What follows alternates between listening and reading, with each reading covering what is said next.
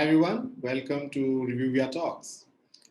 Today we're going to talk about how one can create a strong foundation for a lasting professional career. Now, we see that things change so quickly. The professional landscape changes very quickly. Nowadays, the skills become obsolete, extremely fast, compared to what it was, let's say, 10, 20 years back. So hence, I have a few suggestions. So if you're someone who is just starting out his or her career or has been in a very early stage of their respective careers, at this stage, this video can be useful to you. I will just break, your potential career in certain phases. So the first phase is the first 5 years of your professional career. Once you have got your college degree and you're out and you've got a new job, the temptation at that point in time is to earn more money. You would look for new opportunities which will pay you 30, 40, 50% more money than what you're getting in your current job. And it is very tempting. And if you are in an industry where the skills are high in demand, it is not very difficult for you to get those opportunities. However, this is where I would recommend that you have a long-term lens.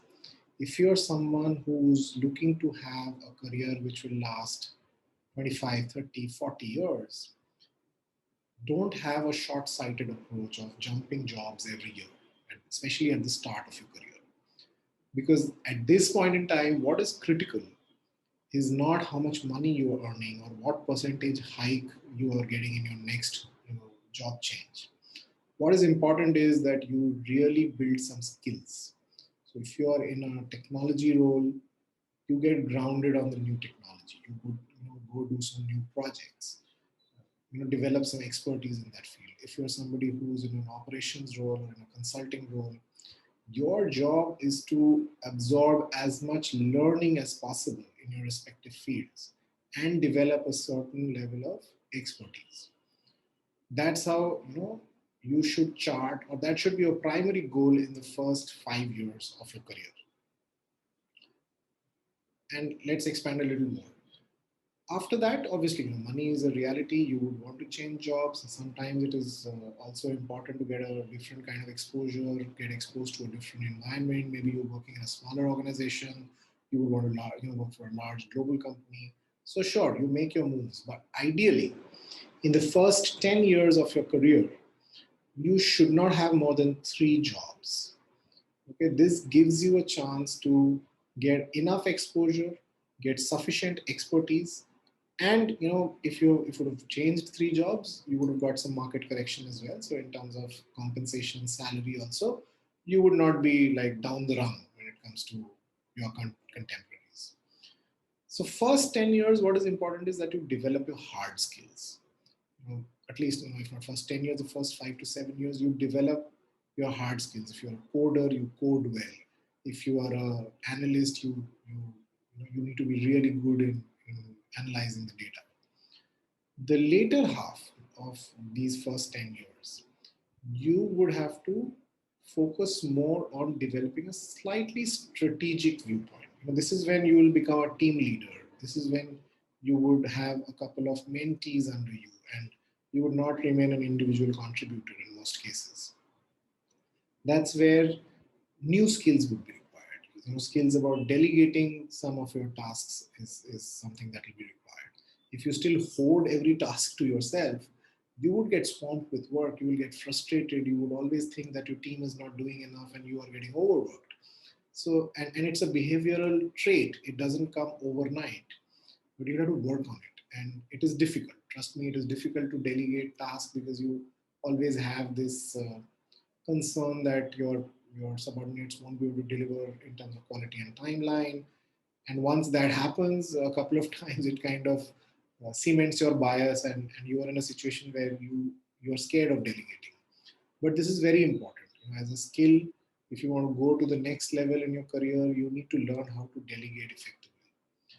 So once you've completed 10 years of your career, the first 10 years, then you need to focus on building new kind of skills. What are these skills? This is, these are skills like having a business view of things. So maybe you're very good at your technology stack, but what is the rest of the industry doing? Maybe you're working for a retail client. What is your industry understanding of how the retail industry is moving forward in your specific geography or globally? Okay, these kind of industry uh, viewpoints are something that you need to develop, because now your interactions would be with senior people who want strategic inputs, who don't want transactional inputs. They are not looking for transactional inputs from you. Okay, so you got to develop that business view of things. The other thing is, once you have completed the first 10 years, you need to be someone maybe who's a jack of all trades. Okay, you need to have understanding, appreciation, and some level of experience in maybe two, three skills. But ensure that you just don't remain a jack of all trades and master of none. You should be a jack of all trades and master of at least one. Okay, one is a field where you should come across as somebody who has sufficient amount of expertise. Okay, and why am I saying that you still should be a master of, rather a jack of all trades? Because while specialization is important, but sometimes specialization can also become a risk. So let's say if you are extremely specialized in one particular field, but that field kind of becomes obsolete, or that complete category gets wiped out. With the way things change in the business environment, the entire category might get wiped out. Like you see in the pandemic situation that we're dealing with right now, um, a lot of these technology companies which were working on shared transportation, that was a new category which was doing very well. But now, if you look at it, shared transportation is the last thing that consumers would want to risk themselves into. All right. So let's say, God forbid, you are part of such a company. Now, what would you do if your only expertise is shared transportation? Now your skills would become obsolete. So you need to hedge your bets, ensure that you have skills like project management, program management, product management. I'm just giving examples, which you can leverage as transferable skills and continue to have a thriving career in a different industry or in a different organization. Right? So first 10 years, goal is to build a foundation, have some expertise, jack of all trades, master of at least one. Next 10 to 15 years is when your growth will be determined by your business view, your ability to absorb and understand the hot buttons when you are dealing with a particular problem. Your articulation and communication skills are extremely important because you're dealing with very senior people, either within your organization or customers. And I'm not talking about only being good in English.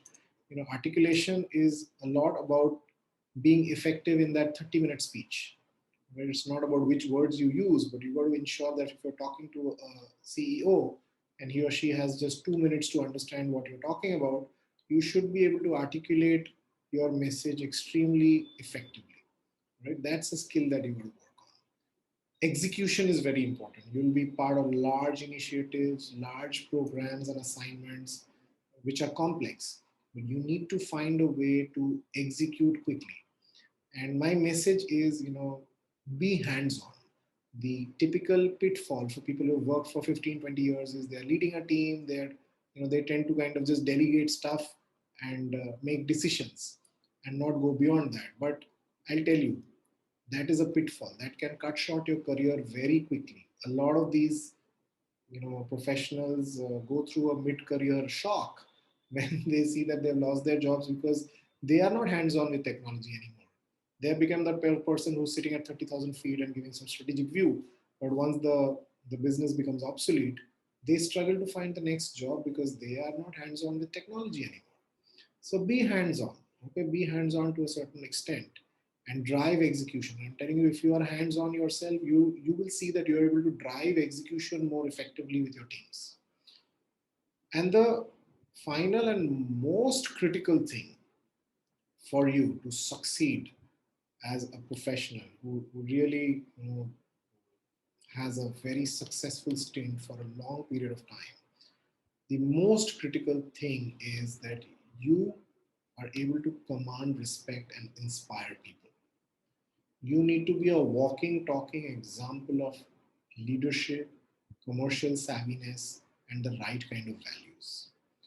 Right? If you are able to do that, and you look back, everyone who we talk about as leaders, be it Mr. Narayan Murthy, Mr. Ratan Tata, Steve Jobs, Bill Gates, Jeff Bezos, you would see that they have been able to create a very loyal army of people who work for them, right? And it has happened because they have demonstrated for a very long time that they walk the talk.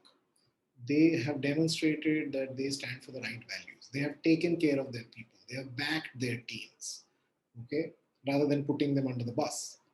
It's not that you have to be a softie. You should challenge your people, but at the same time, you got to own them, and that is what will command, respect in their eyes for you. That's what will continuously inspire them to follow you.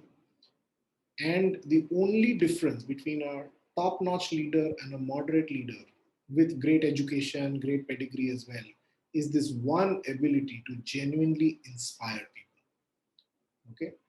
So that's my message for people who are just starting out their careers.